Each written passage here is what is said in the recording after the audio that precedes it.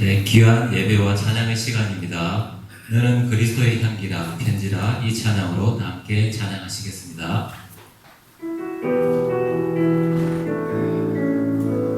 너는 그리스도의 향기라 너는 그리스도의 향기라 너는 그리스도의 편지라 하나님 앞에서 그리스도의 향기 너를 통해 생명이 흘러가리 너를 통해 생명이 흘러가리 너는 그리스도의 향기라 너는 그리스도의 향기라 너는 그리스도의 편지라 하나님 앞에서 그리스도의 향기 너를 통해 사랑이 흘러가리 너를 통해 사랑이 흘러가리 너를 통해 기쁨이 흘러가리 내 평생 사는 동안 주 찬양하리 여호와 하나님 내 주를 찬양하리 주님을 묵상함이 즐겁도다 내 영혼 주 안에서 참 기쁘리 내 영혼아 주님을 송축하라 내 영혼아 주님을 찬양하라 내 영혼아 주님을 송축하라 내 영혼아 주님을 찬양하라 내 평생 사는 동안 주 찬양하리 여호와 하나님 내 주를 찬양하리 주님을 묵상함이 즐겁도다 내 영혼 주 안에서 참 기쁘리 내 영혼아 주님을 송축하라 내 영혼아 주님을 찬양하라 내 영혼아 주님을 송축하라 내 영혼아 주님을 찬양하라 내 영혼아 주님을 송축하라 내 영혼아 주님을 찬양하라 내 영혼아 주님을 송축하라 내 영혼아 주님을 찬양하라 구주 되신 주님 기쁨으로 찬양하시겠습니다.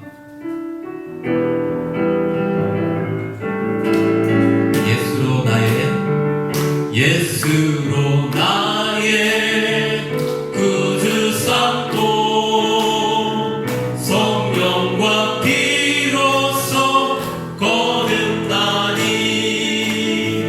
이 세상에서 내 영혼이 하늘의 영광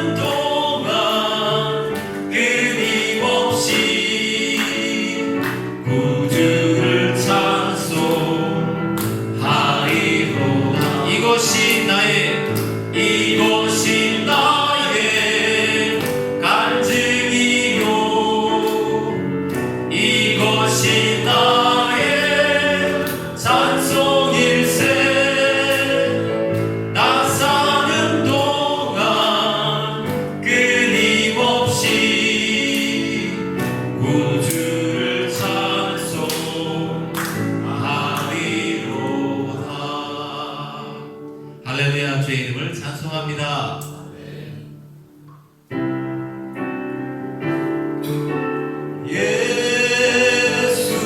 예수는 그리스도, 예수는 주, 하나님의 영으로 경배드리리. 다 같이 자리에서 일어나서 주님을 찬양하겠습니다. 지존하신 주님 이름 앞에 모든 무릎 꿇고 다 경배해. 거룩하신 주님 보좌 앞에 엎드려 절하세.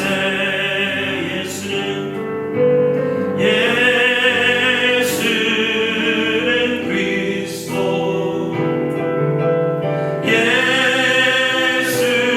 예수는 주, 하나님의 영으로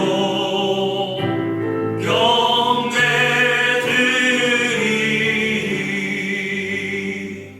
우리 시간 다같이 한 목소리로 주님 앞에 기도하며 나가기를 원합니다. 주님께서 이 아침에 우리의 예배를 받아주시며 우리와 함께 하셔서 우리의 못난 부분까지도 용서하시며 우리의 실력과 진정으로 드리는 예배를 받으시며 영광 받아주시기를 간절히 소원하며 우리에게 복 내려주시기를 소원하며 우리 다같이 하나님 앞에 묵상으로 기도하며 나가기를 원합니다. 기도하겠습니다. 하나님 아버지 감사합니다.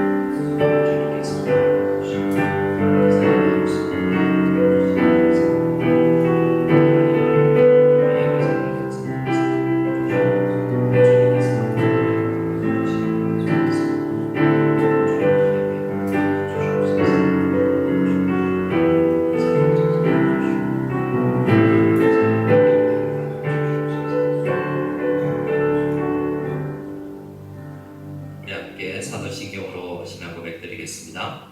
전능하사 천지를 만드신 하나님 아버지를 내가 믿사오며 그 외아들 우리 주 예수 그리스도를 믿사오니 이는 성령으로 잉태하사 동정녀 마리아에게 나시고 본디오 빌라도에게 고난을 받으사 십자가에 못 박혀 죽으시고 장사한 지 사흘 만에 죽은 자 가운데서 다시 살아나시며 하늘에 오르사 전능하신 하나님 우편에 앉아 계시다가 저리로서 산자와 죽은 자를 심판하러 오시리라. 성령을 믿사오며 거룩한 공예와 성도가 서로 교통하는 것과 죄를 사하여 주시는 것과 몸이 다시 사는 것과 영원히 사는 것을 믿사옵나이다. 아멘. 우리 함께 찬송 드리실 때 찬송가 27장 빛나고 높은 보좌 함께 찬양 드리겠습니다.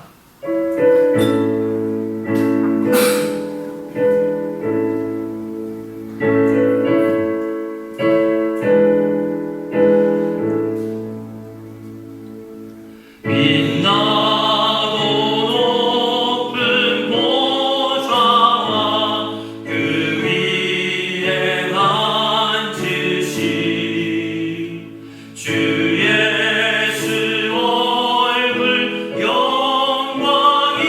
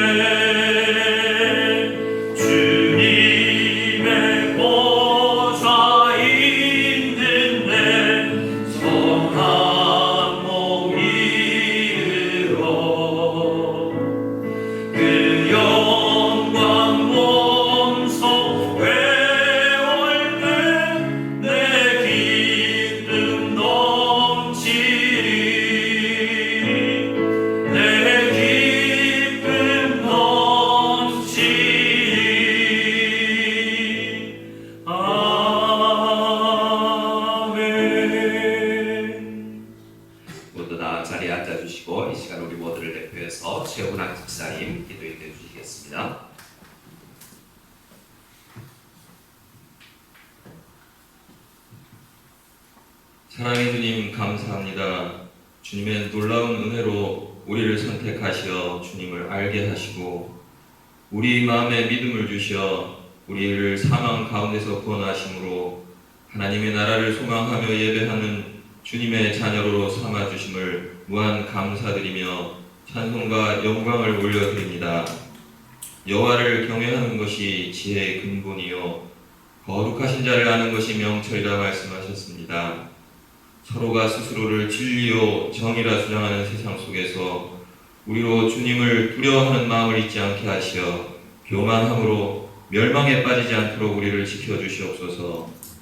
마음이 연약함으로 인해 항상 주 안에 거하지 못하고 세상을 따라 짓는 우리의 죄를 주님 용서하여 주시고 우리의 영혼이 우리 삶 가운데 역사하시는 주님의 손길에 민감하게 반응함으로 항상 주님의 영광과 은혜를 경험하며 감사함으로 기뻐하는 우리가 될 수 있도록 성령 하나님 인도하여 주시옵소서. 추석 명절을 맞이하여 주님께 올려드리는 결실에 대한 감사를 받아주시고 그리운 가족과 함께하지 못하는 안타까운 마음들을 위로하여 주시옵소서. 코로나 사태가 장기간 지속되면서 많은 사람들이 힘들어하고 있습니다. 그나마 이곳 중국은 코로나가 통제되고 있는 상황이나 한국을 비롯한 많은 국가들이 가을 대유행을 걱정하고 있습니다. 이동 제한으로 인한 불편함은 일상이 되었고 생계를 위협하는 경제적 어려움을 겪고 있는 자들도 많이 있습니다. 사랑의 주님, 인간의 무능함과 나약함을 우리가 고백하며 주님의 은혜를 간구하오니 주님, 우리에게 이 고난을 이길 수 있는 힘을 주시옵소서. 각국에서 백신과 치료제가 개발되고 있고 일부는 임상시험 중에 있는데 성공적인 결과로 이 코로나 사태가 하루빨리 종식되어 예전의 일상으로 회복될 수 있도록 주님 은혜를 베풀어 주시옵소서. 구석연합교회를 이곳에 세우시고 두 분 목사님과 강도사님을 보내시어 우리를 말씀으로 양육하시니 감사합니다. 주님께서 맡기신 사명을 잘 감당할 수 있도록 항상 영육이 강건하게 주님 지켜주시고 또한 아무 걱정 없이 주님 말씀 전파에만 힘쓸 수 있는 그러한 환경을 허락하여 주시길 간절히 간구합니다. 우리에게 말씀이 선포될 때 우리 믿음이 더욱 굳건해지게 하시고 삶 속에서 온갖 유혹과 시련을 넉넉히 이기는 힘을 얻게 하옵소서. 또한 장로님을 비롯해 교회에 세워주신 일꾼들을 축복하시어 교회를 잘 이끌어 나갈 수 있게 지혜와 능력을 허락하여 주시옵고 우리 성도님들 한 분 한 분 주 안에서 교제에 힘쓰고 이웃사랑을 실천함으로 어려운 환경 가운데서도 이 땅에서 주님의 나라가 확장되는 축복이 있게 하옵소서. 유일한 소망이 되시는 주님, 특별히 고난 가운데 있는 성도들을 돌아보시고 주를 향한 그들의 간구를 들어주시어 응답해 주시옵소서. 고난에 결코 쓰러지지 않고 오히려 고난을 통해 우리를 단련하시는 주님의 사랑을 깨닫는 놀라운 은혜가 있게 하옵소서. 하루빨리 자유로운 장소에 모여서 마음껏 예배드릴 수 있는 날이 올 수 있길 우리가 간절히 바라고 기도하오니 주님 들으시어 역사하여 주시옵소서. 오늘 어떠한 시간과 장소에서 드려주는 예배에도 주님 임재하시고 풍성한 은혜로 축복하여 주실 줄 믿사오며 이 모든 말씀 우리 주 예수 그리스도의 이름으로 기도하옵나이다.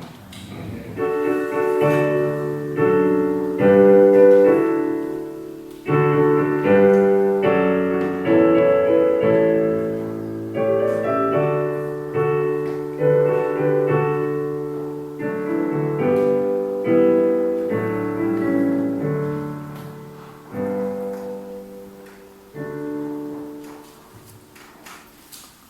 우리 함께 찬송가 317장 내 주 예수 주신 은혜를 찬송하겠습니다. 317장입니다.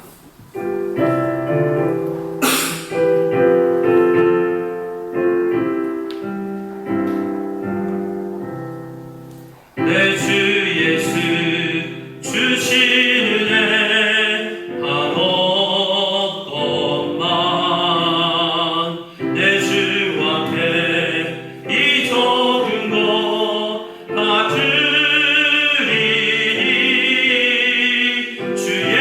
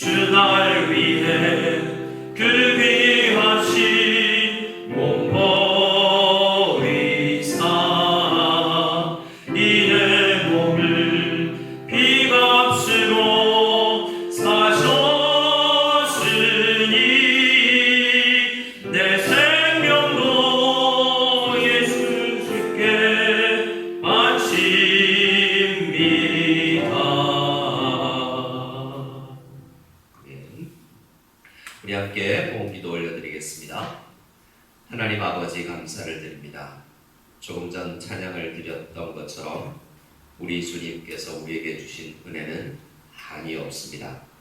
그러나 우리가 그 은혜를 다 깨달아 알지 못하고 그 은혜를 누리지 못하는 연약함이 저희들에게 있사오니 이 시간 주의 은혜를 깊이 깨달을 수 있는 은혜를 부어 주시옵소서. 주님 앞에 늘 은혜를 생각하며 그 은혜 붙잡고 살아갈 수 있는 저희를 다 될 수 있기를 원합니다. 하나님께서 주신 은혜를 감사하며 각양의 감사의 제목을 주님 앞에 곱게 적어서 드리며 하나님 앞에 올려드리는 그 감사의 제목들마다 주님께서 축복하여 주시기를 소원합니다. 하나님께서 주신 은혜뿐만 아니라 하나님께서 우리에게 주신 달란트와 시간과 수많은 것들로 인하여서 하나님 앞에 감사하며 그것을 지혜롭게 믿음 가운데서 잘 사용하기를 원하며 주님 앞에 나아가는 모든 주의 백성들마다 축복하여 주시옵소서. 이 시간 예배를 드리며 찬송을 드리며 온 마음과 몸으로 정성으로 주님 앞에 나아가는 주의 백성들 위해 한이 없는 은혜를 부어주시기를 간절히 소원합니다. 구원하여 주신 것도 감사하오나 날마다 살아갈 수 있는 힘과 은혜와 지혜를 주시오매 우리가 찬양할 수 있고 감격하여 예배할 수 있는 저희들이오니 그 예배의 마음이 찬양의 마음이 회복되는 귀한 시간 되게 도와주시옵소서. 함께하여 주실 줄 믿사옵고 예수님의 이름으로 축복하며 기도드려옵나이다. 아멘. 우리 함께 앞뒤 좌우로 인사했으면 좋겠습니다. 이렇게 인사하겠습니다. 예수님의 이름으로 축복합니다. 네, 우리는 중국의 국경절, 또 우리 한국과 중국의 이 동양에서 중추절, 이런 추석 기간을 보내고 있습니다. 우리나라로서는 추수감사절과 같은 기간이죠. 추수감사주일은 11월에 있지만 우리 이 시간을 통해서도 우리 가족끼리 모여서 물론 우리 부모님을 뵙지 못하고 연약한 가운데 있지만 늘 하나님께서 주신 것에 감사할 수 있는 우리 모두가 될 수 있기를 원합니다. 오늘 모임까지 기존 좀 더 줄여서 이렇게 예배를 드리고요. 또 회의를 통해서 정해지는 대로 광고를 드려서 모일 수 있도록 하겠습니다. 하루속히 잘 모일 수 있는 길이 열리기를 기도해 주시기 바랍니다. 바라건대 곧 아마 그 길들이 열릴 줄로 믿습니다. 2번을 보시면 전 교인 가을 소풍이 있습니다. 우리 어제 드렸던 이미지에서는 수풍으로 되어 있는데요. 소풍을 합니다. 그래서 우리 지금까지는 신주생태원 우리가 늘 야외 예배를 드리는 곳으로 갈 예정인데요. 주중에 한번 방문해보고 정확한 내용을 다시 안내해드리도록 하겠습니다. 그리고 우리 수제면 덮기 헌금을 주셔서 감사하고 일부분 우리 교회에서 정한 금액과 또 여러분께서 특별히 헌금해 주신 부분을 모아서 지금 사용처를 찾고 있는데요. 이미 사용처를 한두 곳 찾았지만 더 중요한 곳이 있는지 꼭 필요한 곳이 있는지 찾는 중에 있습니다. 혹시 여러분들께서도 알고 있는 지역이 있다면 동참해 주시고 알려주시기 바랍니다. 학습, 입교, 세례, 유아 세례식이 11월 8일에 거행될 예정입니다. 그래서 여러분 미리 준비해 주시고 잘 주변에 학습, 입교, 세례를 받아야 되는 사람들이 없는지 찾아봐 주시기를 바랍니다. 다시 교육 일정은 신청서가 들어오는 대로 그 신청하는 분들에게 맞추어서 시간은 정할 수 있도록 하겠습니다. 자, 우리 교회 소식은 이렇게 한 가지만 더 말씀드리면요. 교회는 휴무입니다. 금요일, 9일 저녁 금요 모임부터 시작된다는 것 아시고 착오가 없으시기 바랍니다. 이 자리에 오래간만에 우리 우영이 정우영 학생이 아니죠 이제 직장인이 와 있는데요. 교회에서 자라서 중국에서 대학 나오고 이제 직장인이 되었습니다. 여러분 화면에는 보이지 않겠지만 아시는 분들 또 아마도 화요일까지 있을 월요일까지 내일까지군요. 네, 오늘 아니면 오늘 내일 아니면 기회가 없습니다. 연락하셔서 또 친구하셨으면 좋겠습니다. 우리 하나님의 말씀을 찾겠습니다. 하나님의 말씀은 골로새서 2장입니다.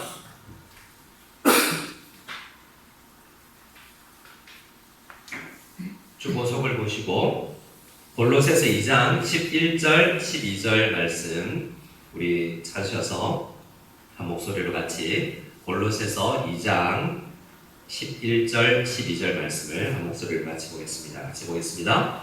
또 그 안에서 너희가 손으로 하지 아니한 할례를 받았으니 곧 육의 몸을 벗은 것이요 그리스도의 할례니라. 너희가 세례로 그리스도와 함께 장사되고 또 죽은 자들 가운데서 그를 일으키신 하나님의 역사를 믿음으로 말미암아 그 안에서 함께 일으키심을 받았느니라. 아멘. 자, 오늘 우리는 성례에 대해서 이야기를 나눌 계획입니다. 먼저 우리가 생각을 해볼 것은 신앙생활 하다 보면 뭔가 계속해서 명료해지고 튼튼해지고 우리가 믿음이 계속 자라나는 것이 정상일 텐데 신앙생활을 하면서 점점 혼란스러워지는 경우도 가끔 있는 것 같습니다. 우리를 혼란스럽게 하는 것이 많이 있지만 그 중에서 교회마다 좀 다른 것이 있어요. 예를 들자면 기도 같은 것이죠. 어떤 교회를 가면 방언 기도를 하라고 합니다. 제가 아는 친구 목사, 중국에 있는 목사님은 방언 기도를 하지 못해서 신학교에 들어갔다가 거의 왕따를 당했대요. 방언도 못하는 사람이 신학교로 왔냐라고 그렇게 하더라는 거죠. 그런데 제가 다닌 신학교는 방언을 하면 오히려 이상할 정도의 신학교였어요. 방언이 없다라고 하는 교회도 있고 방언을 하지 말라라고 하는 교회도 있고 적극적으로 받으라고 이야기하는 곳도 있고 또 크게 소리를 내어서 통성 기도를 하는 교회가 있는가 하면 조용히 묵상하고 오히려 침묵으로 기도하는 교회도 있다는 거죠. 그래서 다른 교회에서 아마 우리 교회 같은 경우에는 다양한 교회에서 다양한 교파에서 신앙생활 하다가 우리 교회로 오시기 때문에 우리 교회 오고 나서 기도하는 모습과 예배 모습에서 당혹감을 느낄 수도 있습니다. 한 교회에서 오래 다녔다면 더욱 그럴 수도 있어요.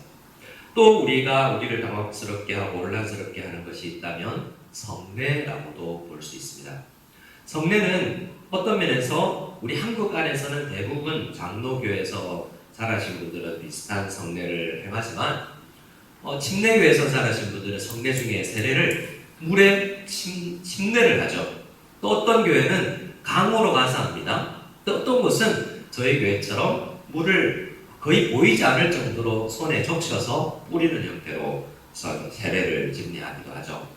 그리고 로마 가톨릭은 어떻습니까? 기독교라고 큰 의미에서 기독교라고 할 수 있는 로마 가톨릭은 아주 많은 성례가 있어요. 우리 일반적인 개신교회와 다르죠. 또 성례가 아예 없는 교회도 있습니다. 이렇게 자기가 자란 교회마다 성례가 다르기 때문에 당혹스러워요. 왜냐하면 다른 것보다 성례는 직접 눈으로 보이는 것이기 때문에 직관적으로 이것이 다르다라는 것을 느낄 수 있습니다.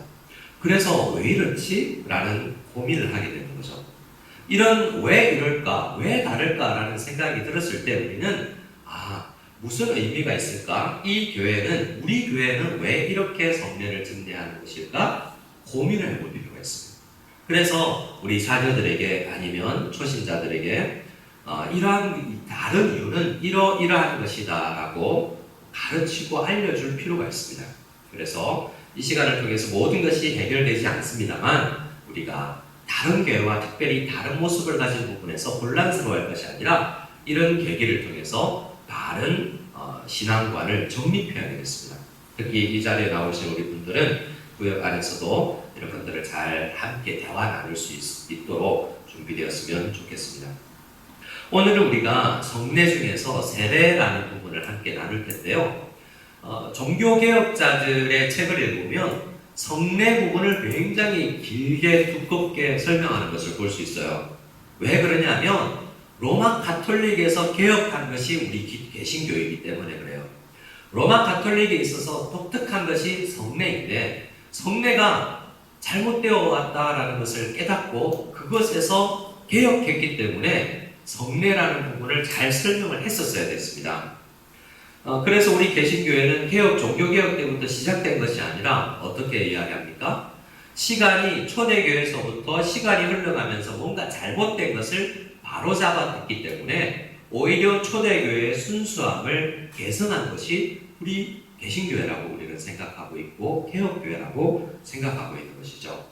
그래서 우리가 개혁된 이 내용, 특별히 성례를 통해서 시작으로 우리 개혁교회와 개신교회가 어떻게 다르고 무엇이 왜 이렇게 다르게 해야만 더 바른 말씀을 믿는 것이고 신앙생활하는 것인지를 분명히 깨달아 알 필요가 있습니다. 이 시간을 시작으로 그러한 다름을 통해서 배워가는 그러한 은혜가 우리에게 있기를 원합니다. 자, 오늘 말씀을 나누기 전에 지난주에 배웠던 부분 88문을 함께 읽으면서 함께 나누기를 원하는데요. 제가 88문을 읽을 때 여러분 답해 주시기 바랍니다. 그리스도께서 우리에게 구속의 은덕을 끼치는 데 쓰시는 통상적인 방도는 무엇입니까?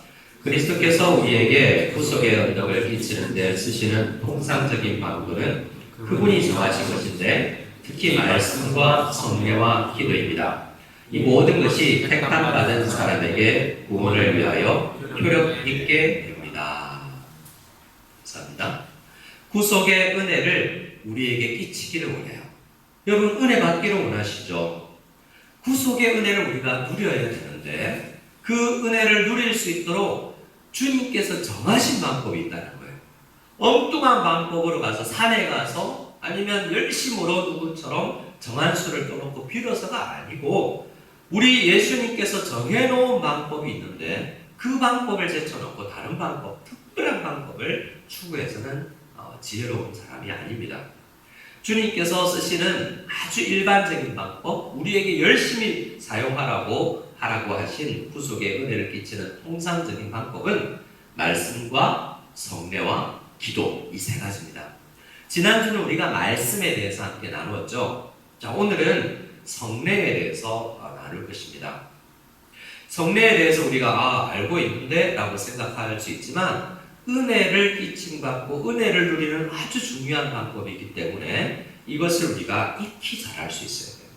우리는 기도와 말씀을 흔히 잘 안다라고 생각할 수 있지만 또 성례는 많은 분들이 그 의미에 대해서 깊이 생각하지 못하고 참여한 것으로 은혜를 받았다라고 생각하는 경우가 많습니다. 그러나 참여했다, 그 자리에 앉아 있었다라는 것으로 은혜를 받았다라고 생각하는 것은 로마 캐톨릭적인 생각일 수도 있어요. 그래서 그 의미를 생각하지 못하고 말씀으로 설명해 주는 그 의미를 설명하지 못하고 깨닫지 못하고 성령에 참여하는 것은 은혜를 누리는 바른 방법이 아니라는 것을 생각하고 오늘 함께 말씀을 나누기를 원합니다. 이 세 가지 중에서 기도는 특별히 우리가 올려드리는 거죠, 대부분. 기도가 은혜의 방도, 은혜를 받는 통로인데 기도는 우리가 하는 거잖아요. 그런데 말씀은 하나님께서 사람을 통해서 전해주시는 것이고 특히 성례도 하나님께서 우리에게 주시는 보다 직접적인 것입니다. 은혜의 통로 세 가지 중에서 말씀과 성례는 그래서 더 우리에게 더 직접적인 은혜의 방도이기 때문에 우리가 더 잘 알고 있을 필요가 있습니다. 자, 이 말씀과 성례와 기도는 조금 더 떨어뜨려 놓고 말씀과 성례의 차이와 비슷한 점에 대해서 함께 생각해 보기를 원하는데요. 사실은 둘 다 말씀입니다. 뭐라고요? 둘 다 말씀이에요. 하나님께서는 말씀하시는 분인데 말씀은 귀로 듣는 거잖아요. 로마서 말씀에 보면 우리가 들어서 믿음이 생기지 않습니까? 그런데요, 성례는요? 성례는 들리는 게 아니라 어떤 것입니까? 시각적인 것이죠. 보이는 것입니다. 그래서 우리 신앙의 선배님들은 이렇게 성례를 이해하겠습니다. 저를 한번 따라해 주실까요? 보이는 말씀. 말씀이 보인다는 거죠. 여러분, 그러면 더 좋지 않습니까? 어떤 의미에서? 귀로 듣기만 했는데 내 눈으로 봅니다 라는 것은 엄청난 거잖아요. 그런데 귀로 들었던 것이 더 좋다라기보다도 이 서로가 보완해 가면서 눈으로 보이는 말씀이 있을 때 그것이 더 분명히 우리에게 다가올 수도 있는 겁니다. 나중에 또 이야기할 기회가 있겠지만 그러면 눈에 보이는 것들을 많이 하면 더 좋겠다라고 생각해서 더 나아간 것이 로마 가톨릭이에요. 하나님께서 정해놓은 것 이상으로 야, 눈에 보이니까 참 좋다. 초도 켜고 아니 냄새도 맡으면 어떨까? 향도 켜고 아니 보이는 그 예배 순서 더 많이 만들자라고 해서 그렇게 만들다 보니까 어떻게 돼요? 말씀이 작게 되고 오히려 보이는 것들이 더 많아져. 그림을 그리자. 형상을 만들자. 성례도 더 많이 만들자라고 추구하게 되는 것이 자연스러운 우리 사람들의 성향인 겁니다. 하나님께서 우리의 그런 성향을 아시고 눈에 보이는 것들을 추구해 나가면 야 십자가를 만들되 88m짜리 만들자. 교회당을 짓되 조금 더 멋있게 짓자. 뭔가 영적 눈에 보면서 바로 영감이 올 수 있는 은혜를 받을 수 있는 그런 형태로 만들자라고 추구하고 나아가는 것이 로마 카톨릭인데 우리 주님께서는요 그렇게 더 나가지 말고 말씀에 집중하고 내가 정해놓은 것 안에서 보고 누리라고 말씀하고 있는 겁니다. 우리 하나님께서 우리에게 그런 연약함이 있다는 것을 아시고 성례에서 딱 2가지만 허락해 주신 거예요. 자, 우리 마태복음 28장 말씀을 같이 지난주에 읽었던 말씀인데요. 19절, 20절 말씀을 같이 읽겠습니다. 시작. 그러므로 너희는 가서 모든 민족을 제자로 삼아 아버지와 아들과 성령의 이름으로 세례를 베풀고 내가 너에게 공부한 모든 것을 가르쳐 지키게 하라. 볼지어다 내가 세상 끝날까지 너희와 항상 함께 있으리라 하시니라. 아멘. 자, 이 말씀은 세례를 제정하신 예수님의 말씀입니다. 세례를 주라라고 되어 있잖아요. 또 나중에 보겠지만 다음 주에 보겠지만 성찬을 행해라고 또 먼저 말씀하셨어요. 이 2가지만 우리 주님께서는 명령하셨습니다. 그런데 이 명령을 잘 보면 좀 달라요. 구약 예수님까지는 예수님 자신도 구약의 성례를 지켰던 분이거든요. 구약의 성례라고 하면 여러 가지가 있습니다만 대체적으로 큰 것이 할례와 유월절 같은 것이라고 볼 수 있습니다. 그런데 예수님께서 이제 그것 하지 말고 내가 새로운 시대에 십자가 이후에는 십자가를 진 이후에는 이 2가지 성찬과 세례 이 2가지를 지키면서 신앙생활을 해야 된다라고 말씀하는 거예요. 그러면서 구약의 성례와 신약 예수님의 십자가 이후의 성례의 차별을 또 이야기합니다. 19절 말씀을 보면 그러므로 너희는 가서 모든 민족을 제자로 삼아 누구를 제자로 삼으라고요? 모든 민족이라고 이야기하고 있죠. 구약의 성례는 주로 안 그런 경우도 가끔 이방인들이 결혼해서 들어오는 경우도 있었습니다만 그러나 주로 유대인들만 지키던 것이 이런 구약의 성례였습니다. 그리고 할례 같은 경우에는 남자들만 했죠. 그런데 예수님께서 제정해 주신 것은 남녀노소 사실은 다 누리게 되는 겁니다. 게다가 모든 민족이죠. 열방과 민족이 다 이 성례를 지킬 수 있도록 만드신 것이라는 것이죠. 그래서 세례를 여러분 보면 자 세례를 생각해 보세요. 잠시 나중에도 설명하겠지만 어떤 교파를 가면 물에 담그었다가 강에서 이렇게 하죠. 그런데 그렇게 해라라고만 이야기하면 방식까지 정해 놓으셨으면 어떻게 될까요? 북극에 있는 사람은 어떻게 해야 되죠? 시베리아에 있는 사람은 겨울에 세례를 못 받는 거죠. 물에 들어갔다가 강에서 나와야 되는데 그러면 사람이 물에 들어가 죽을 거 아니에요. 그래서 추운 데 있는 사람들은 물이라는 상징이 중요하기 때문에 물을 뿌렸어요.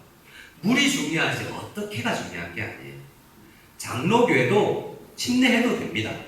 그러나 우리는 더 분명하게 물이 상징하는 것을 생각하고 사고하고 유추하는 것이 더 중요하기 때문에 오히려 작게 그것을 보고 더 많이 생각하는 쪽으로 우리는 신앙생활을 하고 있는 거죠.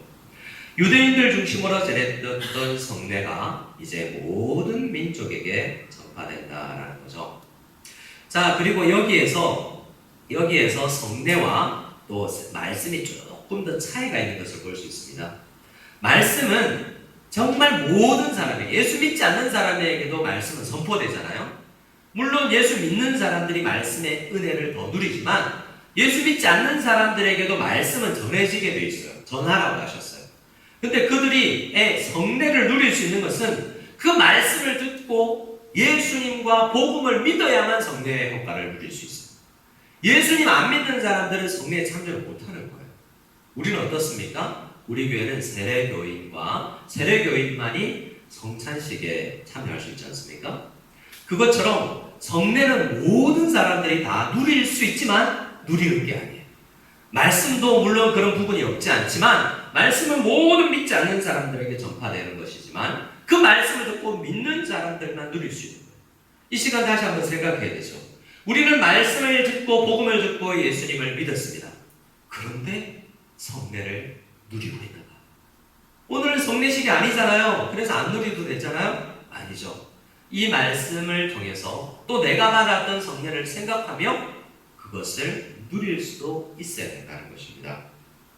자, 하나의 또 차이가 있다면, 자, 말씀 20절을 보면, 내가 너에게 분부한 모든 것을 가르쳐 지키게 하라. 볼지어다 내가 세상 끝날까지 너희와 항상 함께 있으리라 라고 하시죠. 세상 끝날이 온다고 이야기합니다. 그때까지 함께 계시고 그 다음에는 그럼 함께 안 계신다는 말인가? 그 말은 아니에요. 성례는 말씀과 또 차이가 있는 것은 성례는 이 땅에서만 있는 거예요. 성례를 말씀을 복음 전도로 전하는 것과 성례를 행하는 것은 이 땅에서만 있는 거예요. 왜냐하면 성례는 표거든요. 사인이거든요. 진짜가 저기 하늘에 있는데 이 땅에서는 이것을 보고 생각해야 된다고 우리에게 주신 표시이기 때문에 이 땅에서 끝나고 하늘에 가면 그것 진짜를 누리게 되는 것이지 표시를 생각하고 유추하면서 우리가 은혜를 누리는 게 아니라는 거죠. 그래서 이 땅 끝에 가면 성례는 이제 없어질 거예요. 하늘에서는 주님과 직접 만나고 교통하고 은혜를 누릴 것이기 때문에 그렇습니다. 자, 이러한 우리에게 성례를 행해라고 말씀해 주셨는데요. 이 성례 중에서 또 문답에도 있지만 우리 개신교회가 개혁교회가 지키는 성례는 성찬과 세례 이 두 가지라는 것. 이것은 이 땅에 있을 때 우리 교회가 항상 지켜야 된다는 것. 그것이 말씀과 어떤 차이가 있고 또 앞으로 말씀을 통해서 어떻게 내가 그 성례를 통해서 은혜를 누릴 수 있을까? 이것을 함께 생각하면서 말씀을 더 배워가겠습니다. 우리 91문을 같이 문답하겠습니다. 제가 읽을 때 답해 주시기 바랍니다. 성례가 어떻게 효력 있는 구원의 방도가 됩니까? 성례가 효력 있는 구원의 방도가 되는 것은 성례 자체나 성례를 행하는 사람에게 어떤 덕이 있어서가 아니고 오직 그리스도의 복 주심과 믿음으로 성례를 받는 사람 속에서 그리스도의 성령께서 일하심으로 됩니다. 자, 성례가 효과적인 은혜를 우리에게 주는 것인데 그것이 어떤 방식으로 일어나는 거지? 어떻게 나에게 은혜가 되는 거지? 그 메커니즘이라고 할까요? 그것을 한번 보는 거예요. 실제로 내가 뭘 해야 되는가가 아니라 어떤 내용으로 그것이 나에게 절차로 전달되는가를 한번 생각해 보자는 거예요. 이 부분은 로마 가톨릭이나 다른 교파에서 은혜의 통도다 생각하는 것과 뭐가 다르냐라는 질문인 겁니다. 첫 번째 답이 이렇죠. 성례가 효력 있는 구원의 방도가 되는 것은 성례 자체에 신비한 힘이 있는 게 아니에요. 여러분, 어떤 엑소시스트나 신부가 나오는 그런 영화가 있죠. 우리나라에서도 뭐 강동원인가요? 어떤 배우가 나와서 이 마귀를 귀신을 쫓아내는 축기를 하는 그러한 신부 역할을 하는 그 역할로 영화가 있었습니다. 그런 영화를 보면 특별히 뭐가 있죠? 드라큘라는 뭘 싫어하죠? 십자가 또 마늘. 집사님, 드라큘라는 없어요. 없는 게 뭘 싫어한다. 일반적으로 영화에서 뭐가 싫어하냐는 거죠. 드라큘라 없어요. 저희 아이가 친구들하고 이 귀신이 나오는 그런 집에 갔다 왔대요. 친구들하고. 무섭디? 조금 근데 얼마 안 돼요? 49원. 그래 49원이나 되고 너는 귀신 흉내 내는 사람들이 나오는 곳을 갔다 왔구나 라는 이야기했는데요. 여러분, 귀신은 없는 거잖아요. 우리 다 알고 있잖아요. 그런데 그런 귀신 흉내 내는 것들이 주는 그런 공포감, 그것을 우리가 다 가지고 있는데 그것이 십자가로 물리친다고 그러고 성수라는 거 있잖아요. 성당에 가면 있는 물, 그걸 뿌리면 막 귀신의 피부가 다 들어가고 막 이런 게 보이잖아요. 물 자체에 뭔가 효용이 있다는 거죠. 근데 원래 그 성례에서는 성수나 포도주나 떡이 효력이 있는가? 그들은 어떻게 생각합니까? 그냥 빵이고 그냥 포도주고 그냥 물인데 신부가 거기에 무엇을 행하는 순간 샥 변해서 진짜 효력이 있는 무언가가 된다는 거죠. 우리는 그렇게 생각하지 않는 거지 않습니까? 물은 그냥 물이에요. 먹어도 아무리 기도해도 그냥 물이라는 거죠. 그리고 빵이 아무리 기도해도 그냥 빵이에요. 그러나 그 빵을 보면서 그 포도주를 마시면서 으깨어지는 것을 생각하면서 예수님을 떠올리는 그 추리의 과정이 더 중요한 것이지 그게 변하는 게 아니에요. 그래서 로마 가톨릭의 과거 영화를 보면 이 성배에 담긴 잔에 담긴 이 피를 상징하는 포도주를 흘리면 예수님 피가 땅에 떨어지는 것이기 때문에 그렇게 죄를 범하지 않으려고 얼마나 노력하는 모습을 우리는 영화 등을 보여서 볼 수가 있습니다. 그러나 성례 자체에 효력이 있으면 어떻게 됩니까? 그 자리에 와 있으면 그걸 먹으면 혈액이 있는 거잖아요. 여러분 어떻습니까? 우리가 밥을 먹으면 그 탄수화물을 먹으면 그것이 우리에게 효소 분해가 되어서 우리에게 뇌로 산소 공급되기도 하고 영양분이 되고 단백질을 먹고 하면 우리 몸에 힘을 주잖아요. 마치 그것처럼 은혜의 요소가 그 빵 안에 그 물 안에 들어있어서 마시기만 하면 효력이 있다라고 생각하면 얼마나 미신적이냐는 거죠. 성경은 절대로 그렇게 이야기하지 않습니다. 기념하라 라고 이야기하죠. 이 성례를 통해서 성례가 주는 메시지를 말씀을 통해서 분석하지 않으니까 모습을 통해서 더 효력있게 보이는 빵을 만들고 더 효력있게 보이는 옷을 입고 더 효과 있는 모습의 말과 톤을로 조장하려는 것이 있다는 겁니다. 말씀을 보니까 안 그렇더라는 거죠. 그래서 우리 개혁교회는 이 성례를 말씀으로 해석하고 붙잡으려고 애쓰는 것입니다. 성례 자체에 힘이 있는 게 아니에요. 그래서 우리 어떻게 생각할 수 있습니까? 저 성례 자리만 우리가 앞으로 우리 10월, 11월에 성례식을 행할 텐데 그 자리에 있다 갔다고 은혜가 되는 게 아니에요. 그 자리에서 말씀을 붙들고 바른 생각이 가지지 않으면 세례를 받는 사람 자신도 은혜를 누리지 못하게 되는 것입니다. 또 답이 어떻습니까? 성례 자체나 성례를 행하는 사람에게 어떤 효력이 있어서 덕이 있어서 신부에게 많이 의탁하게 되는 거 아니라는 거죠. 하나님께서는 그 사람이 어떠함에도 불구하고 그것을 쓰세요. 상징만 생각할 수 있습니다. 여러분 어떻습니까? 목사가 여러분이 알지 못하지만 죄덩어리여서 죄가 있는 가운데에서 그 성례를 집행했어요? 그러면 어떻습니까? 어떻게 죄인이 그렇게 성례를 집행할 수 있어? 라고 생각하지 않겠습니까? 그러나 그래도 그 과정을 통해서 우리가 성례를 통해서 생각해낼 수 있는 것, 그것을 묵상해낼 수만 있으면 그 도구는 아무것도 아니라.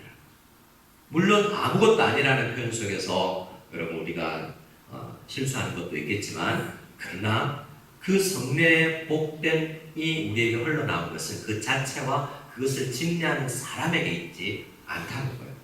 뭐가 중요합니까? 오직 이유가 중요합니다. 오직 그리스도의 복 주심. 우리 주님은 성례 안 해도 복 주실 수 있어요. 하지만 말씀을 붙들고 그 그리스도께서 그 과정을 통해서 복 주시라는 거죠. 그리고 믿음으로 성례를 받는 사람 속에서 그리스도의 성령께서 일하십니다. 말씀도 마찬가지잖아요. 여러분 설교를 응배를 엄청 목소리가 좋고 표준을 구사하고 아주 잘 말씀을 전해도 성례가 아닌 말씀을 전해도 성령께서 그것을 쓰시지 않으면 아무 소용이 없는 거죠. 울리는 꽹과리예요. 성례도 마찬가지예요.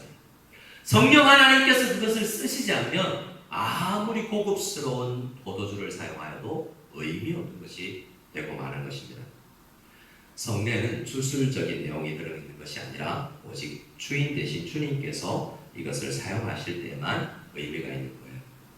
20절 우리 마태복음 20절 말씀을 보면 내가 너에게 공부한 모든 것을 가르쳐 지키게 하라. 뭐라고 이야기합니까?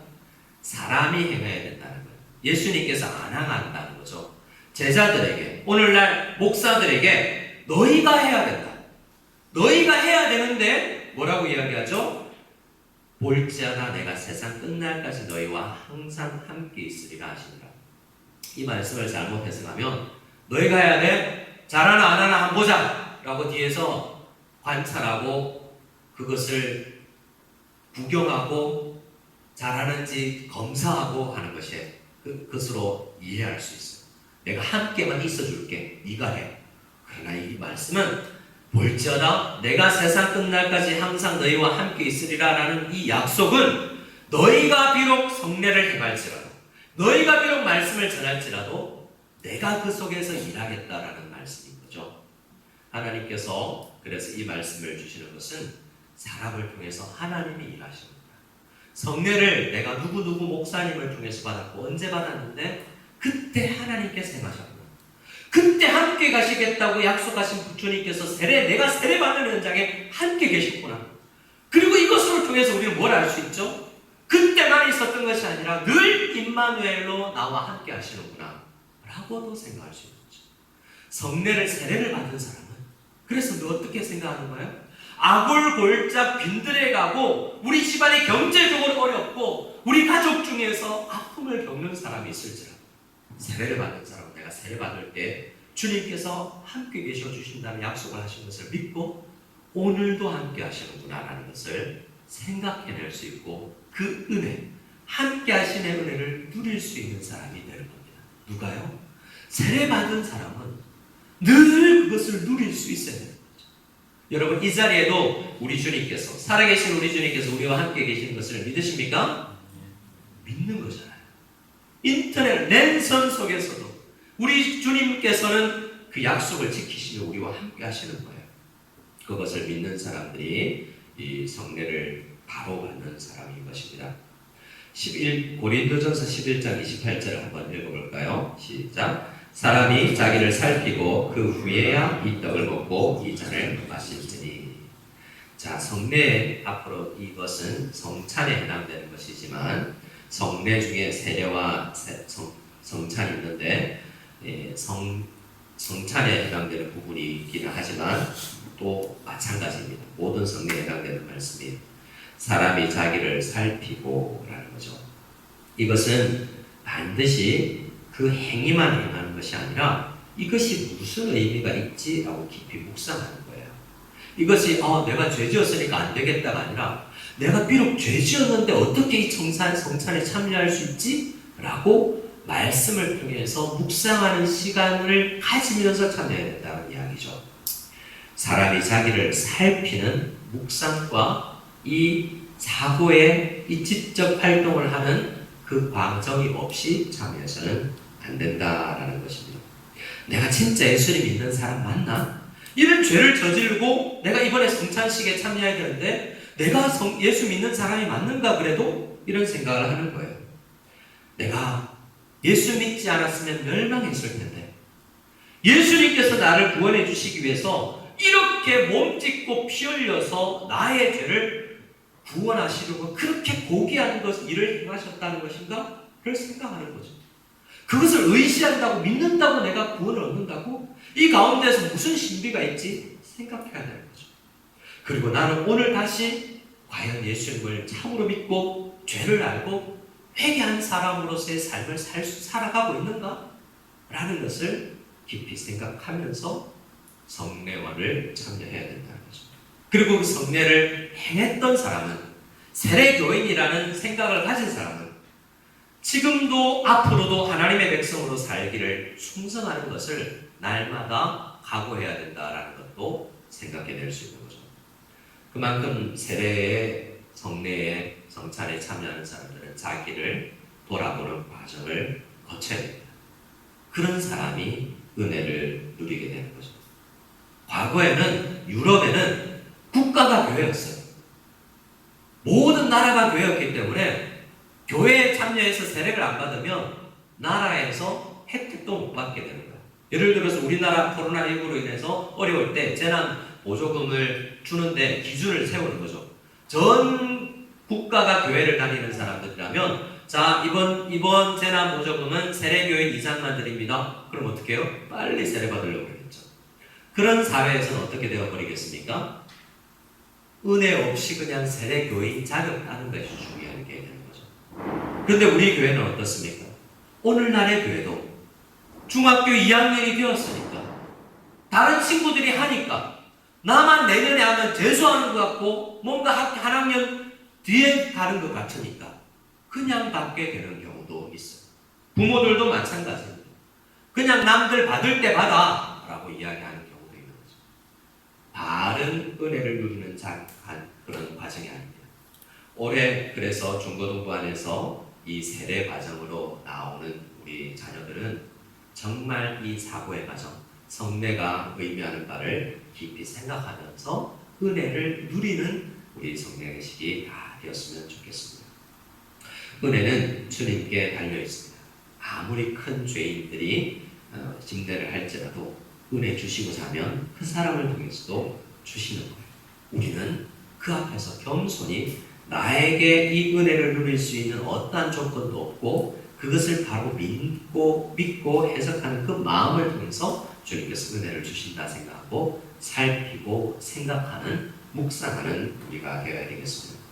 자, 92문을 같이 한번 읽어보겠습니다. 92문입니다. 성례가 무엇입니까? 성례는 그리스도께서 세우신 거룩한 예식이고 이 예식 가운데 그리스도와 새 언약의 유익이 눈에 보이는 표로서 믿는 사람에게 표시되고 인쳐지며 적용됩니다.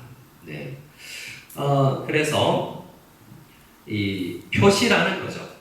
먼저 말씀드렸지만 이 땅에서 진짜 하늘에 본 오리지널이 있는데 이 땅에서 이것을 가지고 그것을 생각하자라고 우리에게 주시는 눈에 보이는 표라는 거죠. 그런데 그냥 우리 도로를 걸어갈 때 교통 표지판으로 아무런 의미가 없는 것으로 끝나지 않고 그것을 생각하며 믿는 사람들에게 아브라함에게 주신 그 언약의 유익들, 아브라함이 주는 약속 가운데, 구약 성경 가운데 약속된 그 많은 유익들이 이 성례를 믿는 사람들에게, 참여하는 사람들에게, 표를 믿는 사람들에게 표시되고 인쳐지면서 실제로 적용도 되더라는 거죠. 자, 이 인쳐진다라는 표현을 통해서 우리가 생각해 볼 필요가 있는데요. 이번 주 중에 제가 한국으로부터 문서를 받았어요. 대학교 졸업장을 공증해서 우리 비자 문제 때문에 보내달라고 했는데 집으로 도착했어요.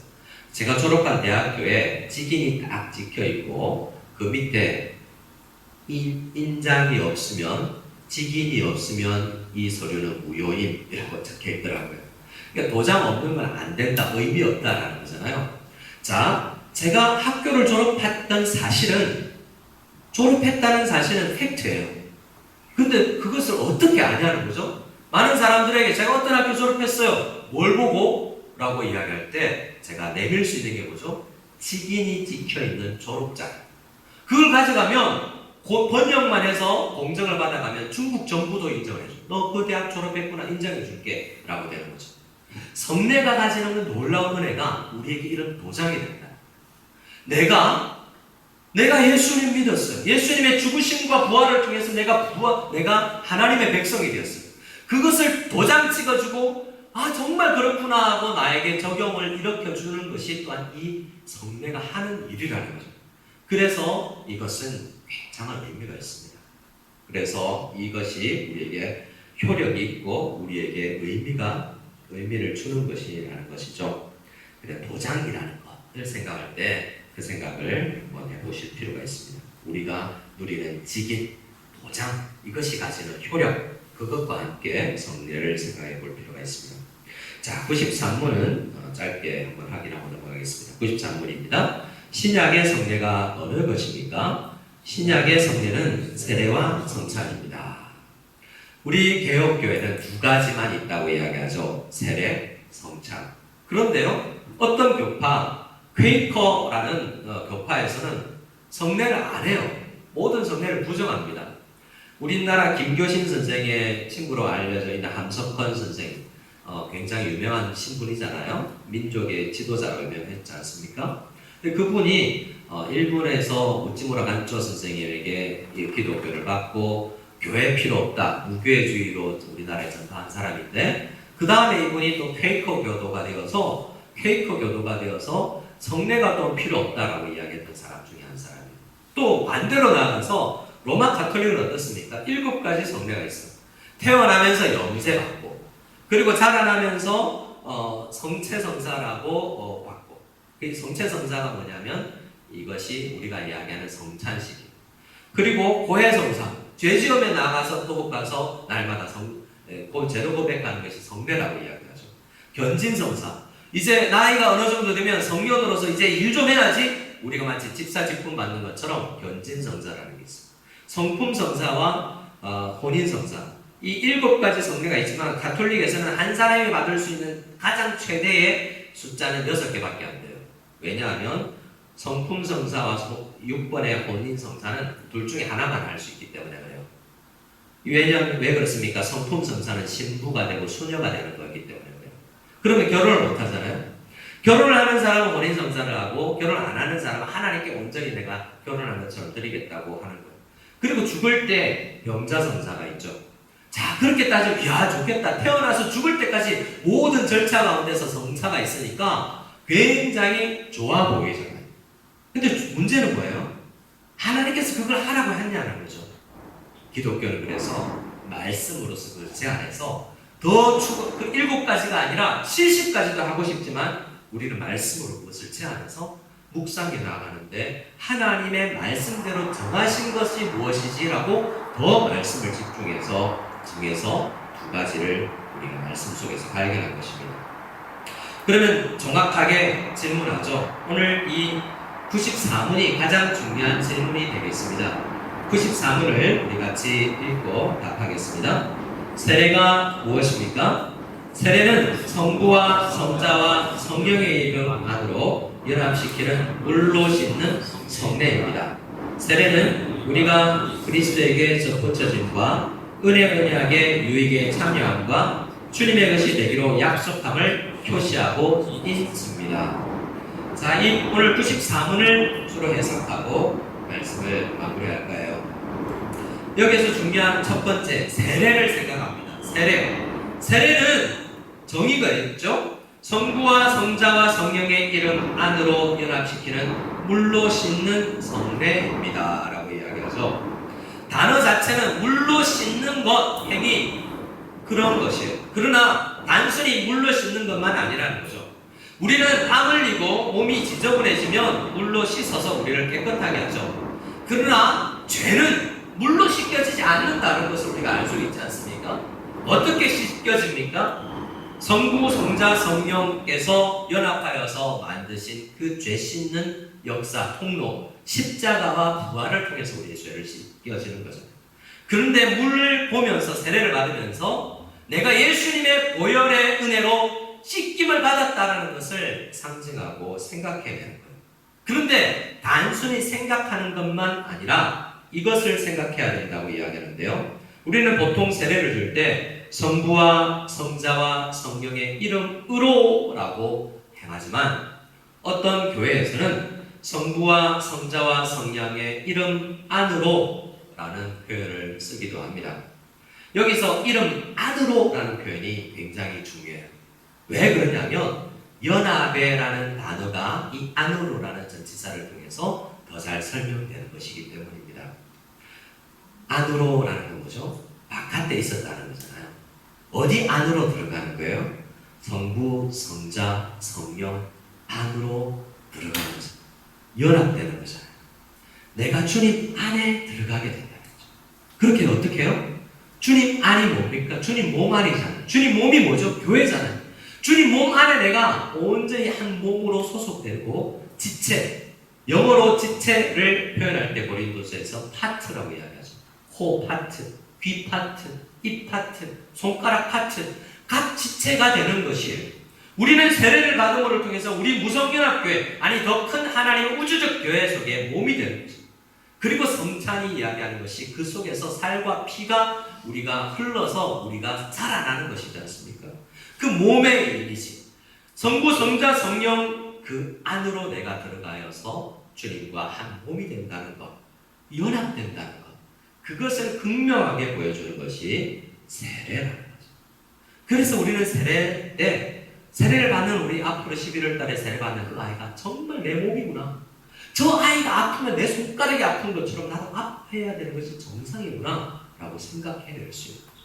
그가 외로우면, 그가 교회 다니가 삐져 있으면 내 몸이라면 뭔가 문제가 있었으니까 약을 먹든지 수술하든지 해결해야 될 거 아니에요. 그래서 세례를 우리가 함께 받은 세례 교인들이라면 우리 한 몸이구나라는 것을 생각하되 특별히 내가 예수님 안에 있구나라는 것을 생각해 낸다는 겁니다. 그래서 세례는 세 가지의 효력과 세 가지를 생각해야 될 필요가 있다고 이야기하죠. 그 다음에 세례를 정의해 놓고 나서 같이 한번 읽어보겠습니다. 세 가지를. 세례는 성부성자 성령 이름 안으로 연합시키는 물로 씻는 성례인데요. 세례는 시작.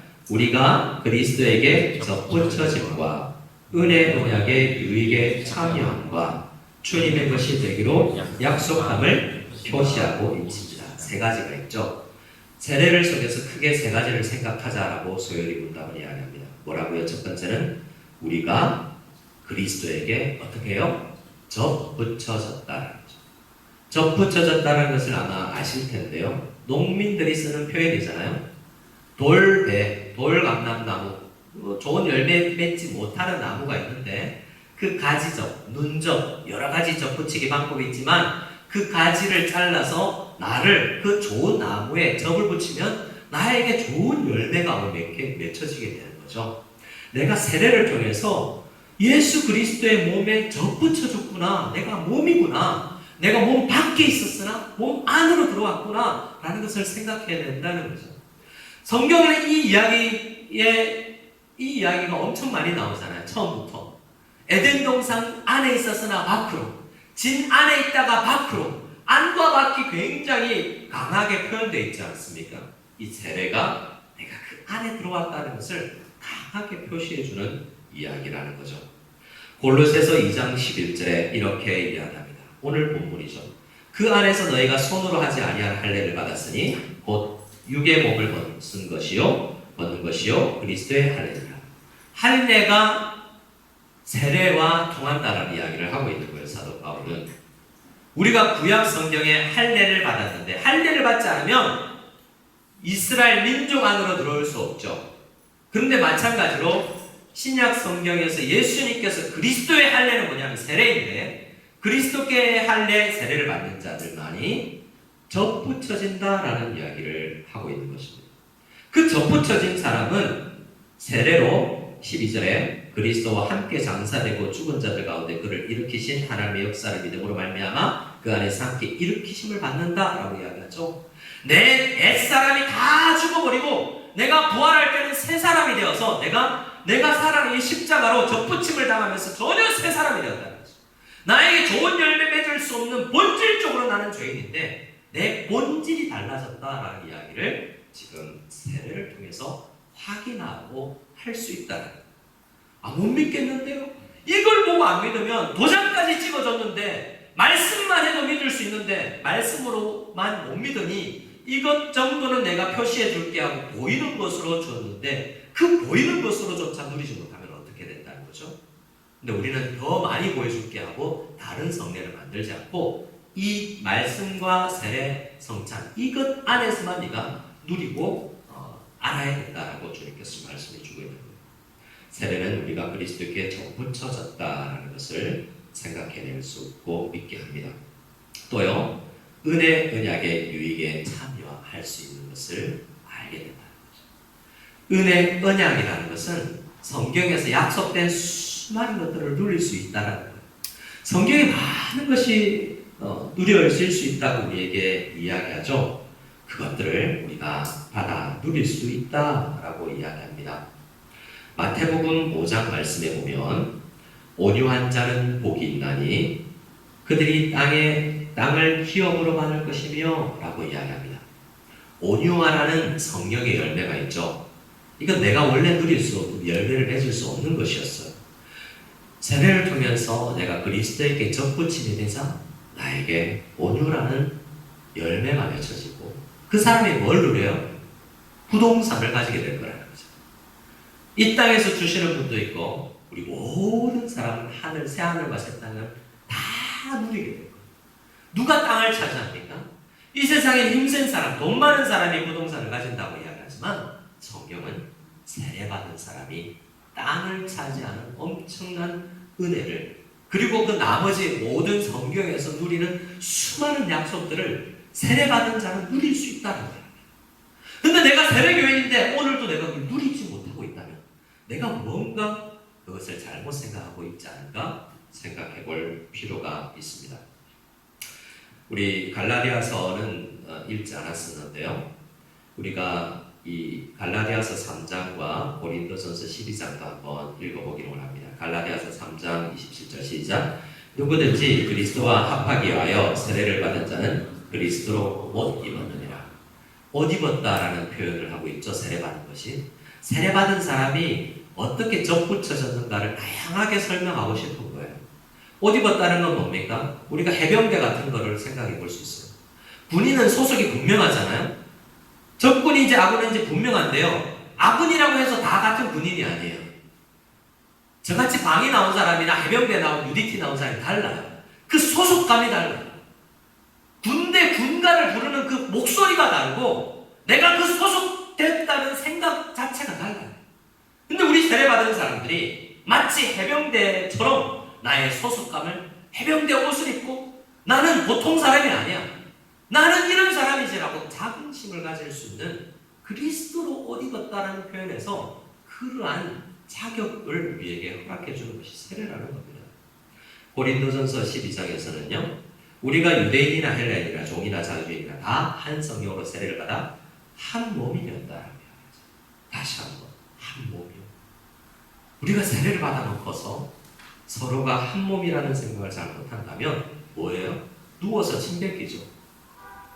성도가 서로를 미워하고 질투하고 오해하고 내가 나를 이해 못하고 있는 거죠. 어떤 의미에서. 우리가 서로가 서로를 그렇게 생각하고 있다면 아내가 남편이 서로가 부부싸움하는 것과 다르지 않습니다. 애들이 뭐라고 그러겠어요? 우리 가족들은 다 한 몸이잖아요. 그것을 우리는 세례를 통해서 생각할 수 있습니다. 그래서 우리는 세례를 통해서 각오해야 될 것이 있습니다. 우리가 그런 존재가 되었다면 마지막으로 우리가 생각할 것은 각오예요. 주님의 것이 되기로. 나는 주님의 것이야. 나는 주님 것이지. 주님께서는 나를 너는 귀한 사역자다라고 이야기해 주시면 나는 아니요. 저는 종으로 일하겠습니다. 어디라도 좋습니다. 거기라도 보내주시면 저는 주님의 것이기 때문에 어떻게 저를 사용하셔도 됩니다. 라고 도장 찍어주세요. 라고 오히려 내가 요구할 수 있는 그러한 각오까지도 이 세례를 통해서 우리는 생각해야 된다는 거죠. 은혜도 누리지만 각오와 결단도 있다라는 것입니다. 95문이 이야기하는 것은 간단한 것인데요. 우리 같이 한번 읽고 마치겠습니다. 시작. 세례는 어떤 사람에게 베풉니까? 세례는 보이는 교회 밖에 있는 사람에게 베풀지 않고 누구든지 그리스도를 믿고 주님께 순종하겠다고 고백할 때 비로소 베풀며 보이는 교회의 회원에 유아들이 왔습니다. 자, 이 답에는 보이는 교회라는 단어를 특별히 쓰는데요. 보이지 않는 교회도 있다란 말이죠. 보이지 않는 교회라는 것은 진짜 교회예요. 보이는 교회는요. 쭉정이와 가라지도 있을 수 있는 교회예요. 세례받았다고 성찬식에 참여했다고 다 교회가 아니라는 거죠. 그런데 누가 세례를 받아요? 쭉정이와 가라지도 세례받을 수 있다는 거예요. 그것이 전제라는. 우리는 너는 진짜 예수 믿는 사람이니까 너만 받아 이렇게 할 수 없는 거예요. 복음을 전하고 예수 믿겠다고 이야기하면 그 사람에게 세례를 주어야 돼요. 그런 이야기를 하고 있죠. 그러나 우리는 어떻게 생각해야 됩니까? 나는 진짜 회원이 된다는 것을 이 성찬을 통해서 정말 확인해야 돼요. 내가 그냥 세례만 받고 성찬만 참여하는 알곡이 아닌 쭉정이가 아니라는 것을 이 성찬에 알곡과 가라지가 함께 섞여 있을 수 있다는 생각으로 오히려 내가 가라지는 아닐까? 라는 생각으로 말씀을 더 깊이 묵상해낼 수 있어야 됩니다. 은혜를 누리지 못하고 있다면 혹여나 내가 천국 문 앞에 가서 주여 주여 하고 세례받았어요 라고 이야기하거나 마치 로마 사도행전 8장에 나오는 이 마술사 시몬처럼 돈으로 뭔가 성례를 살 수 있다고 생각하는 그런 사람들은 은과 함께 망하게 되는, 세례를 받았으나 망할 수밖에 없는 사람이 될 수 있다는 생각으로 성찬식 앞에 세례식 앞에 두렵고 떨리는 마음으로 나의 세례를, 나의 구원을 확인해 볼 수 있어야 된다는 거죠. 그리고 어떤 교회는 유아들이 세례를 주지 않지만 이것이 할례를 통해서 우리에게 왔다는 것을 간단히 생각만 해도 우리 아이들이 이것은 세례 자체가 효력이 있는 것이 아니라 약속을 붙드는 것이기 때문에 우리가 그렇게 생각하면 안 됩니다. 요즘에 우리 성도님들 만나도 아이가 크게 아플 때 빨리 유아세례를 주고 싶어요. 미신이에요. 유아세례 안 받아도 구원받아요.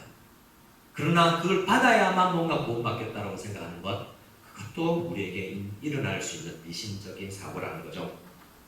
그래서 우리는 유아들에게도 세례를 주면서 이 아이를 언약의 백성으로 말씀의 자녀로 자라나게 하겠다라는 강한 결단을 하고 우리가 유아 세례를 주는 것입니다.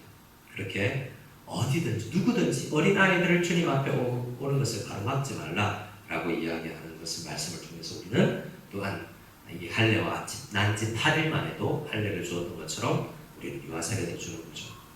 자, 이렇게 말씀을 드렸지만 여러분은 배웠던 성찬과 성례와 다를 수도 있습니다. 아주 간단하게 말씀을 드렸지만 여러분이 기존에 알고 있던 성례와 다를 수 있습니다.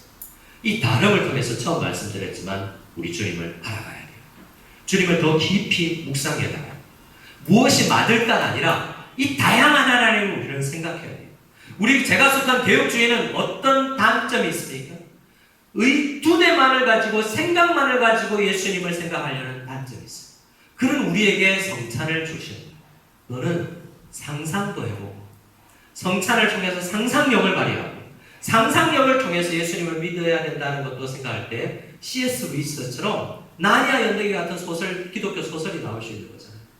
직접 이것을 먹고 마시면서 체험하면서 이 체험이라는 것이 엄청 중요하구나라는 것을 생각해낼 수도 있어야 돼요. 우리는 이 모든 성찬과 성례의 과정을 통해서 예수님을 더 알아가야 되는 것이 핵심입니다. 내가 그 무엇과도 바꿀 수 없는, 내가 가지고 있는 모든 박사학위도 버려서도 바꿀 수 없는 이 예수님을 아는 지식, 그 지식은 생각만으로 누리는 게 아니고 사고로만 누리는 게 아니라 성찬과 이 체험과 상상과 온 몸과 마음을 통해서 한순 하나님 예수님을 알아가야 되는 거예요. 거기에 성찬이 가지는 효력이 크다. 만약에 하나님께서 성찬의 효력을 생각하지 않도록 과거에 행했다면 이스라엘 백성들이 40년 동안 광야를 길을 다닐 때 그들 그곳에서 세례를 하고 성찬했는데 그들이 밥 먹지 않아도 살 수 있게끔 40년 동안 아무것도 먹지 않아도 살 수 있게끔 했을 거예요. 그러나 그들에게 만나를 매일매일 주면서 먹고 씹고 소화시키는 이 모든 과정들을 통해서 오감을 통해서 하나님을 체험하도록 하셨어요. 우리는 머리로만 하나님을 아는 것이 아니에요. 다 알고 있는데 라고 끝낼 것이 아니라 성찬을 통해서 정말 오감을 통해서 시각, 후각, 미각 모든 청각과 우리 사고와 마음과 몸을 다해서 주님을 알아가야 되는구나 라는 것을 이 성찬을 통해서 우리는 생각해낼 수 있어야 된다는 것입니다. 그 은혜를 우리가 누리지 못하고 있다면 오늘 말씀을 듣고 다시 한번 인터넷과 책을 통해서 성찬의 의미에 대해서 깊이 묵상해낼 수 있는 우리 모두가 다 될 수 있기를 소원합니다. 그리고 그 은혜를 누릴 수 있기를 바랍니다. 우리 함께 찬양 드리고 나서 축도 예배를 마치겠습니다. 오늘 함께 드릴 찬양은 주의 은혜라라는 찬양인데요. 지금까지 지내온 것이 주의 은혜이고 지금까지 주님께서 베푸신 모든 것이 주님의 은혜입니다 라는 것인데 성찬을 통해서 깨달아야 돼요. 은혜가 이미 있는데 은혜를 그것을 통해서 받는 것이 아니라 나에게 이미 있는 은혜를 성찬을 통해서 은혜를 주셨구나 라는 것을 우리가 그 크신 주님을 깨달아야 되는 것입니다. 우리 찬양 드리고 나서 합심으로 기도드리고 예배를 하겠습니다.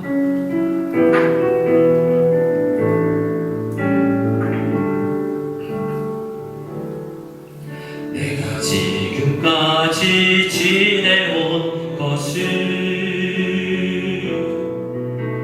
주의 은혜라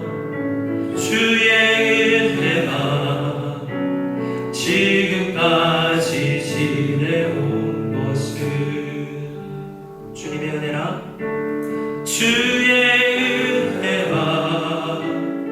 주의 은혜라 지금까지 지내온 것은 주의 은혜라 지금까지 지내온 것은 우리 시간 시간 이 고백만 드리고 우리 함께 기도했으면 좋겠습니다. 주님의 은혜입니다. 성찬으로 나아가고 세례로 나아가는 사람들은 깨닫습니다. 내가 지금 살아있는 것도 은혜요. 이 코로나 기간 가운데 누리는 모든 것이 은혜인 것을 깊이 깨달을 수 있습니다. 우리가 오늘 말씀을 통해서 깨달아야 되는 것은 내가 은혜를 하나님께서 주셨다 하고 영원히 약속되어 있는 것이 이미 있는데도 알지 못하는 우리에게 자 있다 이 표를 봐라 라고 우리에게 알려주신 것이기 때문에 은혜 있음을 깨닫는 것이 성찬이요 우리 주 예수 그리스도를 더 깊이 오감을 통해서 깨달아가는 것이 우리의 성례라는 것을 오늘 말씀을 통해서 확인했는데 누리지 못했다면 주님 이 말씀을 통해서 성례를 통해서 우리가 받았던 성례를 생각하며 더 깊이 누릴 수 있는 은혜를 누릴 수 있는 우리 되기를 원합니다. 우리 한 목소리로 기도하며 나아가기를 기도하겠습니다. 하나님 아버지 우리에게 은혜를 주셨음에 감사를 드립니다. 수없이 말씀을 주셨고 주님 깨달음을 주셨고 많은 아버지 하나님 자연의 은총과 구속의 은총 수많은 누릴 수 없는 죄인들이 누릴 수 없는 수많은 것을 주셨음에도 불구하고 아버지 한숨 쉬고 낭만하고 투덜거리면서 살아가지 않습니까? 싸우고 다투고 욕하고 아버지 죄지을 것이 아니라 세례교회에 나와서 아버지 성찬을 참여하는 사람으로서 성례를 듣는 사람으로서 우리 주님을 더 깊이 알아서 지식으로만 그치지 아니하고 온 몸과 마음이 주님을 알아 주님을 깨달을 수 있는 자들이 될 수 있는 자들에게 주시옵소서. 하나님 감사합니다. 말씀을 통해서 성례를 통해서 우리 주 예수 그리스도를 더 깊이 알아갈 수 있는 우리를 다 되게 도와주시고 특별히 우리에게 은혜가 이미 있다는 것을 깨닫는 저희들 다 되게 도와주시옵소서. 이제는 우리 주 예수 그리스도의 한이 없는 은혜와 하나님 아버지의 지극하신 사랑과 성령의 교통하심이 말씀을 듣고 성례의 은혜를 누리며 또한 성례 앞에서 결단하고 나아가는 모든 무속예학교회 성도들 머리머리 위하다 지금부터 영원까지 함께 계실지어다. 아멘.